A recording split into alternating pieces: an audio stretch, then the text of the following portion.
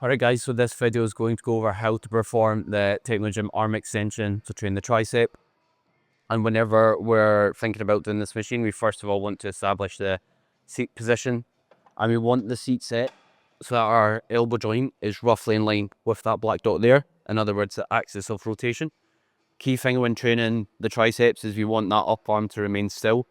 The role of the tricep is to primarily extend at the elbow. In other words, bring your arm from being bent to straight.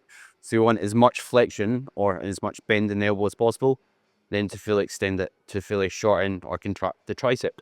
And what that basically means in practice, keep your body still at all times. Make sure you don't move about in the seat. The only thing we want moving is the elbow. Think about extending, coming up as far as you can, contract your biceps, get a really good squeeze and repeat. And then when we're performing this, again, get as much bend in the elbow as you can. When you're performing this, instead of grabbing the handle, I like to rest my hand at the bottom just because it means you're not going to slide throughout the set and your grip's not going to be the limiting factor in any form.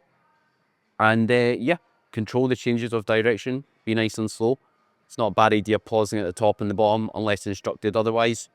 The reason being is, see, if you're moving at maximal speed, or in other words really fast, your ability to stay accurate will diminish. It'll also not be that comfortable in your elbow joint. What you can also consider here is when you're performing it with both arms, it's not that joint friendly at times, because at the top, if I look at where my elbow is, my arm wants to move here. Your elbow's a hinge joint, meaning it only moves one direction. And the cable's wanting, or the handle's wanting to pull me this direction.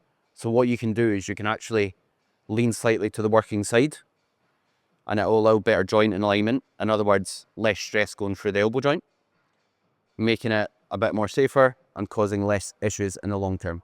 And also be mindful not to allow any movement in the shoulder, so we're not kind of shrugging and then depressing or bringing the shoulder up and down throughout, because that will mean we're kind of using the muscles that move the shoulder to move the weight here. Hope the video helps, and also take note of your machine settings whenever you're on a bit of kit, so you can standardize the setup and make sure it's compatible week in, week out.